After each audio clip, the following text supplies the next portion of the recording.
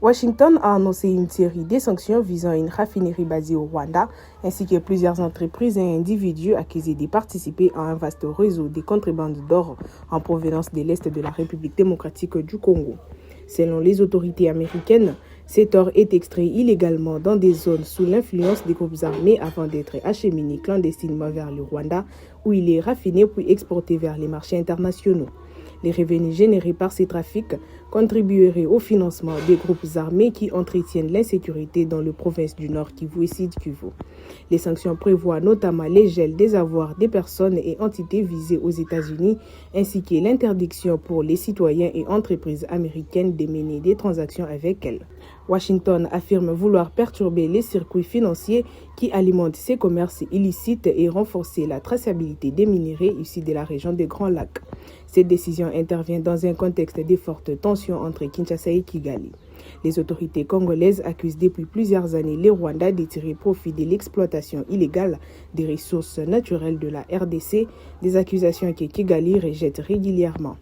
Pour plusieurs observateurs, ces sanctions constituent un signal fort de la communauté internationale en faveur d'une plus grande transparence dans les secteurs miniers.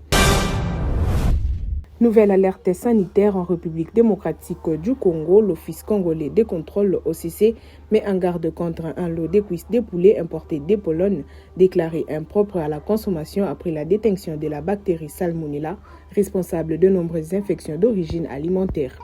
Selon l'OCC, les contrôles effectués dans le cadre de sa mission de surveillance des produits importés ont permis d'identifier cette contamination. Les services compétents ont aussitôt engagé des procédures de retrait du lot concerné afin d'éviter qu'il ne soit davantage distribué ou consommé sur le territoire national. La salmonella est une bactérie qui peut provoquer de graves troubles digestifs, notamment des diarrhées, des vomissements, de la fièvre et des douleurs abdominales. Si la plupart des personnes guérissent en quelques jours, les jeunes enfants, les personnes âgées et les personnes immunodéprimées restent le plus vulnérables aux formes sévères de l'infection. L'Office congolais de contrôle invite ainsi les importateurs, les distributeurs et les commerçants à retirer immédiatement ces lots des points de vente. Les consommateurs sont eux aussi appelés à la vigilance et à ne pas acheter ni consommer les produits concernés tout en signalant toute présence suspecte aux services compétents. Cette alerte rappelle l'importance des contrôles sanitaires sur les denrées alimentaires importées. Les ministres du Commerce extérieur Julien Paluku ravivent les débats sur les responsabilités dans la crise sécuritaire qui secoue l'Est de la République démocratique du Congo. L'ancien gouverneur du Nord Kivu met en cause l'ancien président Joseph Kabila, estimant que son attitude et ses récentes prises de position soulèvent de nombreuses interrogations sur son rôle dans la situation actuelle. Julien Paluku rappelle que sous la présidence de Joseph Kabila, les forces armées congolaises avaient réussi à vaincre la rébellion du M23 en 2013.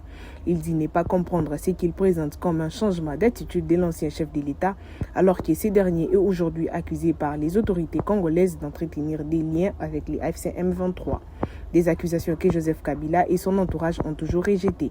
Les ministres évoquent également les récentes sorties médiatiques de Joseph Kabila, son retour annoncé sur la scène politique et ses critiques contre le pouvoir en place. Pour Julien Paluku, ces déclarations alimentent davantage les tensions au moment où les pays cherchent des solutions politiques et diplomatiques pour mettre fin au conflit dans l'Est. Cette nouvelle passe d'armes illustre la profonde popularisation du débat politique autour de la guerre dans l'Est.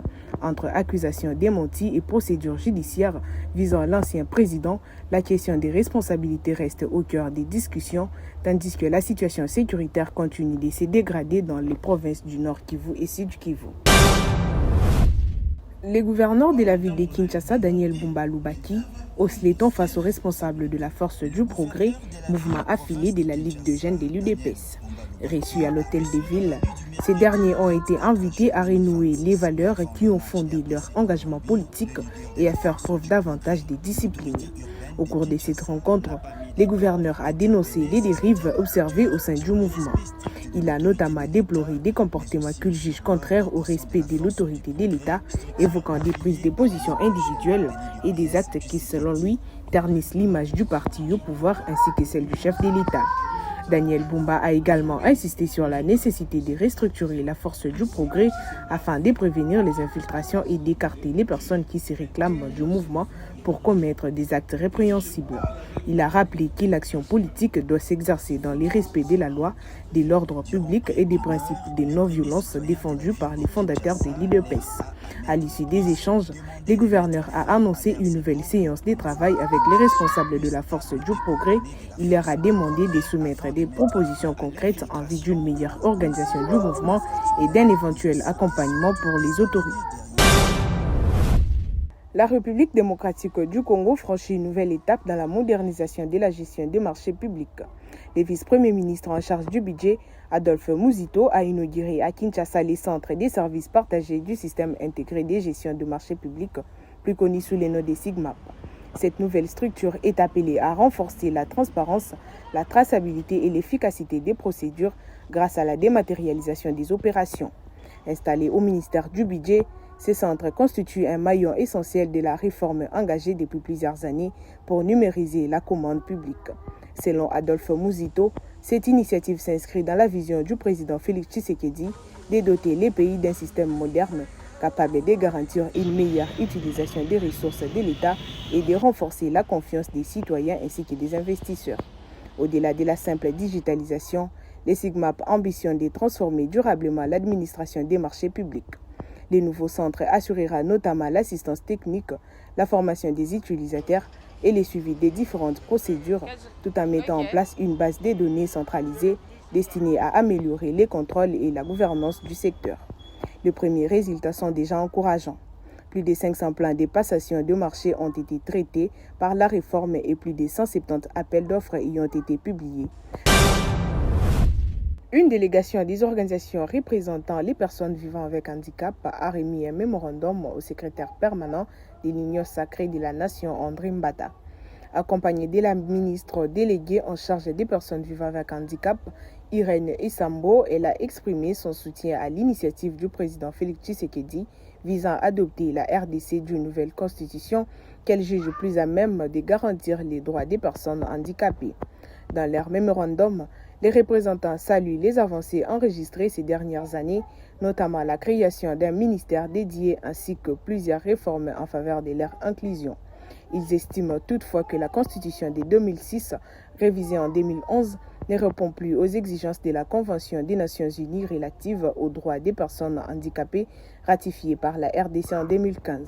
Les organisations dénoncent notamment l'absence de reconnaissance de la langue des signes parmi les langues nationales, le manque de mécanismes pour promouvoir le braille, ainsi que l'absence des quotas garantissant une meilleure représentation de personnes handicapées dans les institutions publiques et privées. Elle critique également l'article 49 de la Constitution qui, selon elle, ne reconnaît pas suffisamment leur statut de citoyens à part entière. Les auteurs du mémorandum plaident également pour une meilleure prise en compte des besoins des enfants vivant avec handicap dans les systèmes éducatifs. À leurs yeux, une nouvelle constitution plus inclusive permettrait d'aligner le cadre juridique congolais sur les normes internationales et de renforcer la participation des personnes handicapées à la vie politique, économique, sociale et culturelle du pays.